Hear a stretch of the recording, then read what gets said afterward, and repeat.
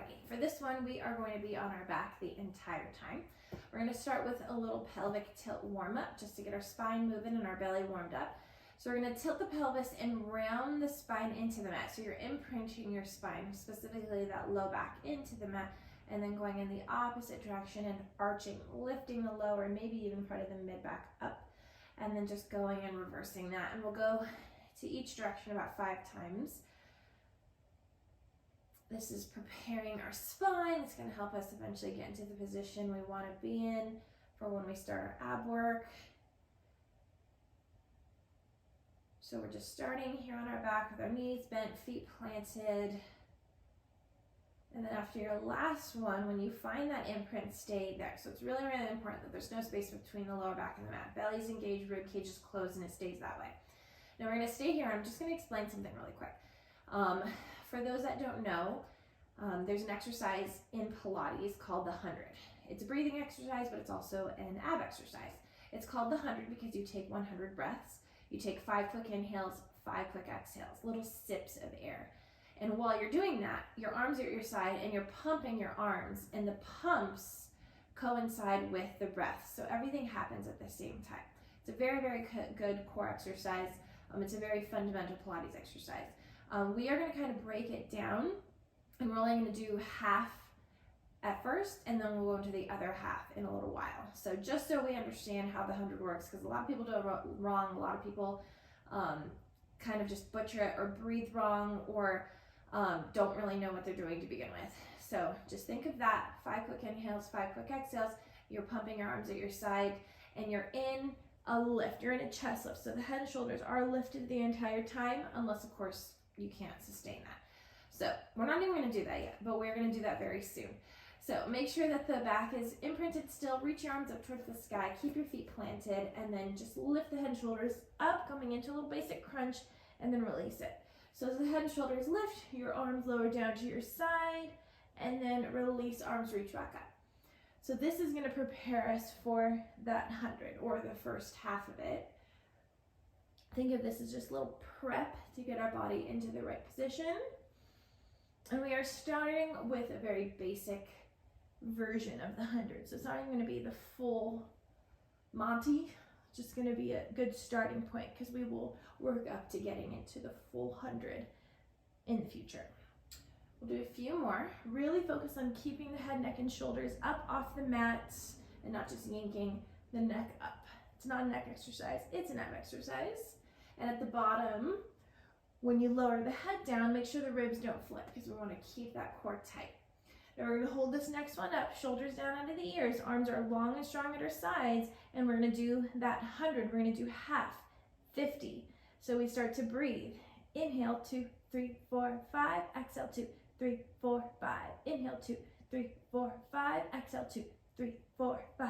Inhale, 2, 3, 4, 5. Exhale, 2, 3, 4, 5.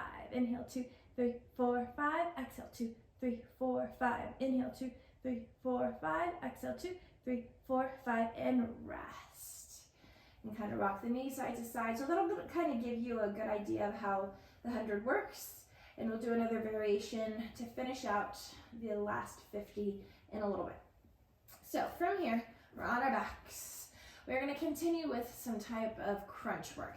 So we're going to keep our legs exactly how they were. We're going to place our hands right on our thighs, and we're going to do what's called a knee slider. It's a very self-explanatory name. We're going to slide our hands up our thighs to the top of our knees, and then release it. Slide up and release. Think of slowly reaching up, up, up, up, up, and then lowering back down slowly, not just releasing it and letting your body plop down to the mat. We're doing 10 of these. Everything is going to be pretty much reps of 10 today. Think of reaching up a little higher at the top every time. So as soon as you reach the top part, see if you can go a little bit higher. I pretty much can guarantee that you can. We have Ruckus here today as our instructor, observing to make sure everything is going right. Last one here, and let's just hold it on the top so you can go 1 inch higher. Hold it, 3, 2, 1, and then release it. Rock out the knees a little bit. Alrighty, from here, arms are going to go down to our sides. Head and shoulders will stay down for this one. We're going to bring our legs to a tabletop. Keep that back flat. Legs are at that proper tabletop, and we're just going to do leg extensions. We're going to go one at a time, extend one leg out to about 45 degrees, and then switch. Just alternate. We're going to do 10 to each side. This is kind of preparing us for the next exercise. Now, your angle is entirely up to you. So if going to a 45-degree angle with your legs feels like it's too much, say your back is starting to feel it, or you just can't maintain that imprint, take your legs up to a higher angle. That will make it a little easier. If you want to make it harder, go lower. Now after the 10th one, bring the legs together, keep them together, and now both legs extend out to 45 and then bend in. Extend out and bend in. Again, you decide your angle. It is naturally harder when both legs are moving at the same time, so just see what works for you. Try to keep your head and shoulders relaxed, especially since they're down. There's no reason for them to hold any tension, but sometimes they do. Really focus on pulling the belly down into the spine.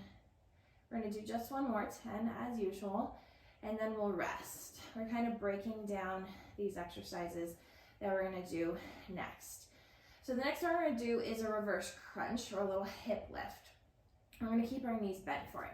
So bring the legs back to tabletop. You want to use your arms and your hands to press down into the mat to kind of act as leverage for this. So we're going to lift our hips, our butt, our lower back up off of the mat, and your range of motion is entirely up to you. Try not to use any momentum. We're just going to roll the spine up and lower back down, keeping the arms down, keeping the momentum out of it. 10 of these. Scooping the belly in, controlling it on the way down, so gravity isn't just forcing your butt to hit the mat again. You should kind of be able to stay up in the air as long as you would want, because again, no momentum, all about that core control. 10 of these. We got one more. Press your hands down and then rest for a second. So now this is what we were kind of preparing for. We are going to combine those knee tucks with the reverse crunches. So it's going to be all one kind of fluid movement. We're going to do 10 total, 10 to each, but it's all kind of one movement, like I said. So arms at your sides, head and shoulders stay down. Float those legs back up to tabletop. Keep the back flat. We're going to extend the legs out to 45, bend the knees in, roll the spine up, lower the butt back down. So that's one. Extend, bend, and roll. 10 of these total. Remember, your angle is up to you. Do what makes sense. Remember, breathe. See if you can lift your back up a little bit higher every time you go into that reverse crunch. Scooping the belly in nice and tight. Rounding the spine up, rounding it down. Let's do one more for good measure. And then as you lower the butt back down, go ahead and rest. Feel a good little burn in the belly on that one. All right, we're gonna go into that second half of the 100 next, and this is gonna look a little different. So we've been working with the legs at tabletop. We're gonna bring the legs up to tabletop for this second half.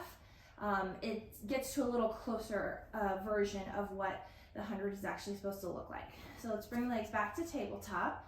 Knees right on top of the hips, shins parallel to the floor, so the ankles and the knees are in line with one another. Arms go straight up to the sky. Lift the head and shoulders up. Arms go down to your side. Keep them long and strong. We pump and we breathe. Inhale, 2, 3, 4, 5. Exhale, 2, 3, 4, 5. Inhale, 2, 3, 4, 5. Exhale, 2, 3, 4, 5. Inhale, 2, 3, 4, 5. Exhale, 2, 3, 4, 5. Inhale, 2, 3, 4, 5. Exhale, 2, 3, 4, 5. Inhale, 2, 3, 4, 5.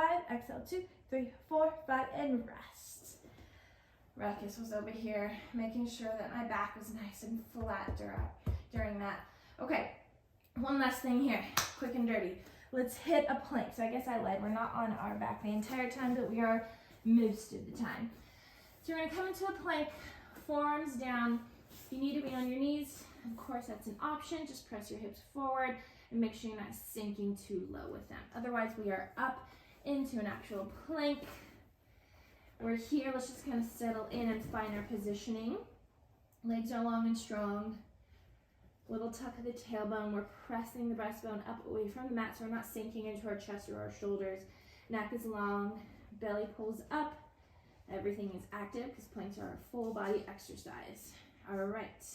From here, we're going to start to go into some little hip dips. So we're going to dip the hips down to the right, center, and the left. So it's like we're making a little rainbow with our hips. We're going to do 10 to each side.